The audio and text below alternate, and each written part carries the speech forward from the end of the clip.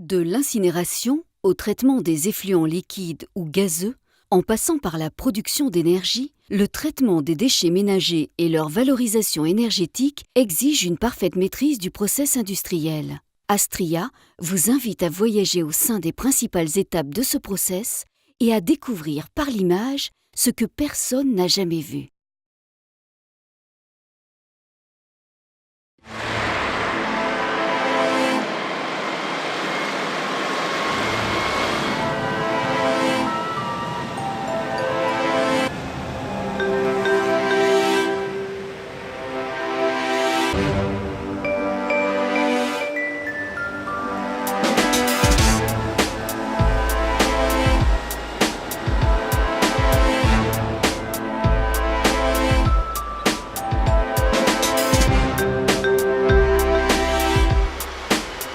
À leur arrivée, les camions de collecte empruntent un pont à bascule permettant la pesée, l'identification et l'enregistrement des véhicules.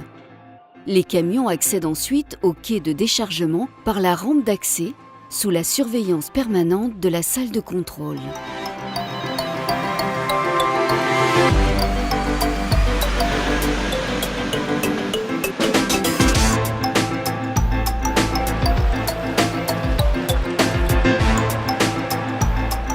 Les 11 postes de déchargement permettent aux camions de décharger les déchets dans une fosse d'une contenance de 3500 tonnes.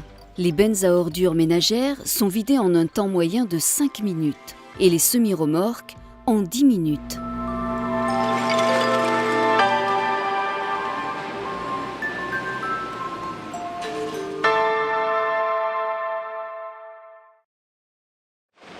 Deux grappins manœuvrés depuis la salle de contrôle permettent de mélanger les déchets.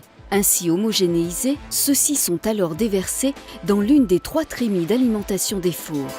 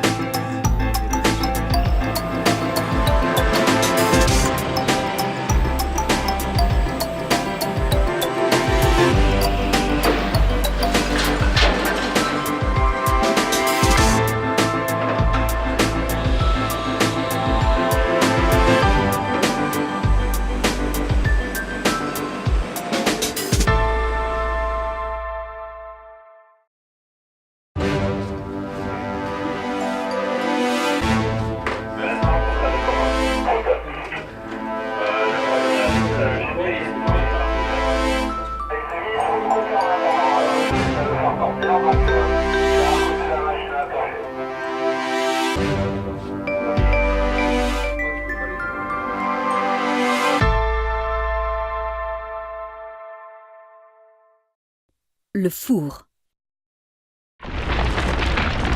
Un poussoir hydraulique introduit les déchets sur la grille du four.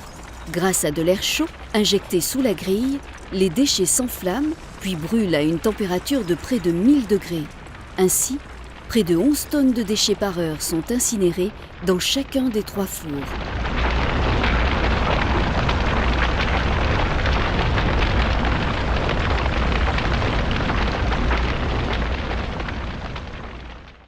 Les mâches-fer. La partie incombustible des déchets, appelée mâche-fer, est refroidie à l'eau dans des bacs en sortie du four, puis évacuée vers la fosse de stockage. Un grappin automatique charge alors ces mâches-fer dans des trémies de stockage tampons.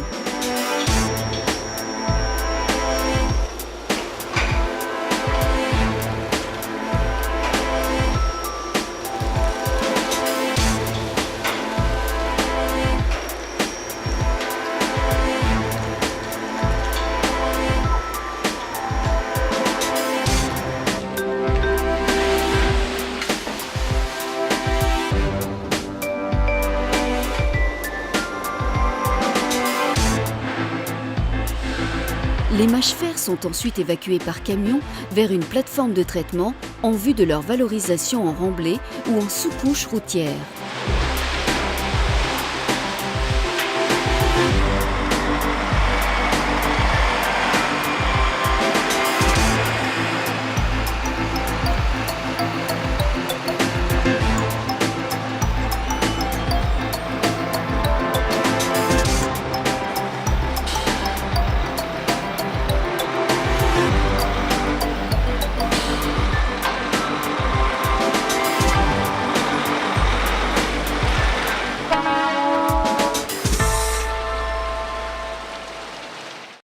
La chaudière et la turbine.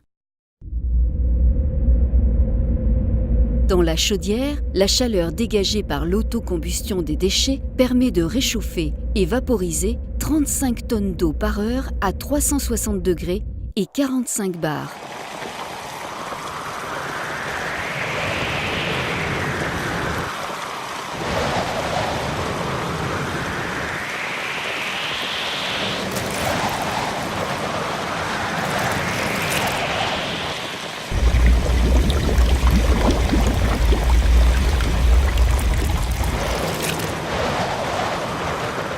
La vapeur d'eau ainsi produite est dirigée vers un groupe turbo-alternateur d'une puissance de 23 MW. 80% de l'électricité produite est vendue sur le réseau, permettant d'alimenter l'équivalent d'une ville de 70 000 personnes. L'aérocondenseur.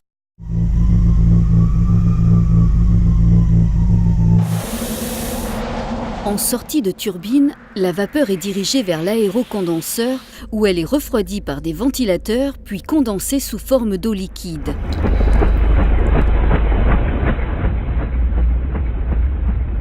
L'eau est renvoyée vers la chaudière, un nouveau cycle recommence.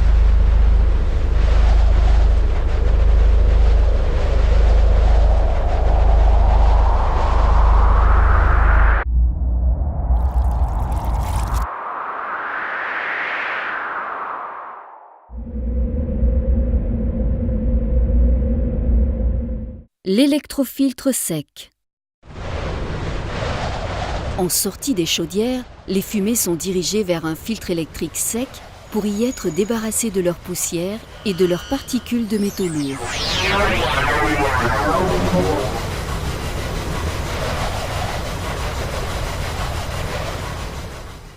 L'évacuation des cendres. Après stockage et filtration, les cendres sont évacuées par camion-citerne vers un centre de stockage de déchets ultimes où elles sont traitées et stockées.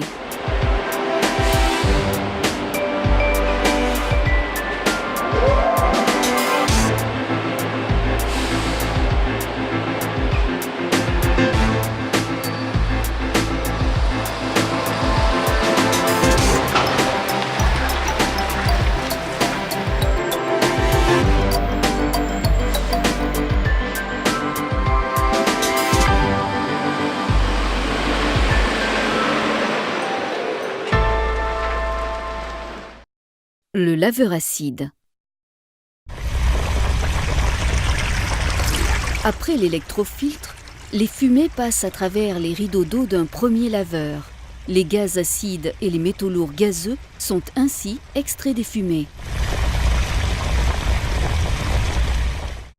Le laveur basique. Dans le deuxième laveur basique, les fumées sont traitées par un mélange d'eau et de soude afin de neutraliser les oxydes de soufre qu'elles contiennent.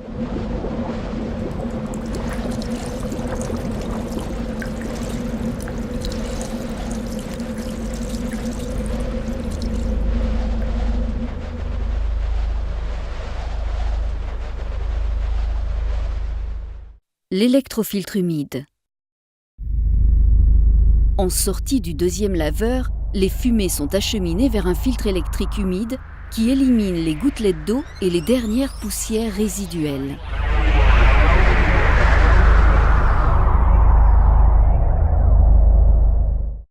Le traitement des eaux.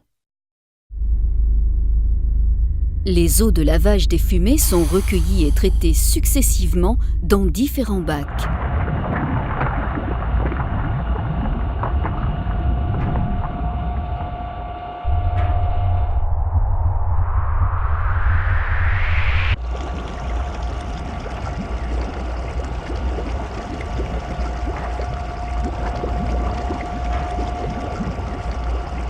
Le dernier bac, dit de décantation, permet de séparer les eaux propres des boues. Les eaux ainsi épurées sont, après contrôle, rejetées dans la Garonne. Les boues sont alors pressées et déshydratées avant d'être acheminées vers un centre de stockage de déchets ultimes.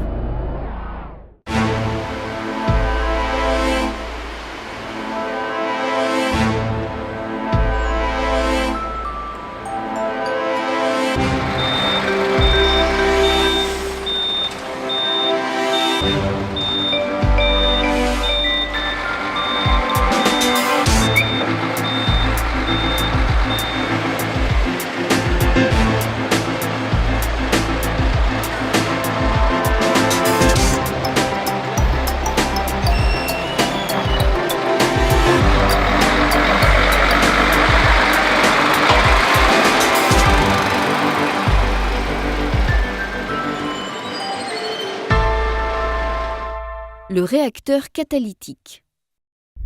Après l'électrofiltre humide, les fumées subissent un traitement final dans un réacteur catalytique qui élimine les oxydes d'azote et réduit les dioxines et les furanes.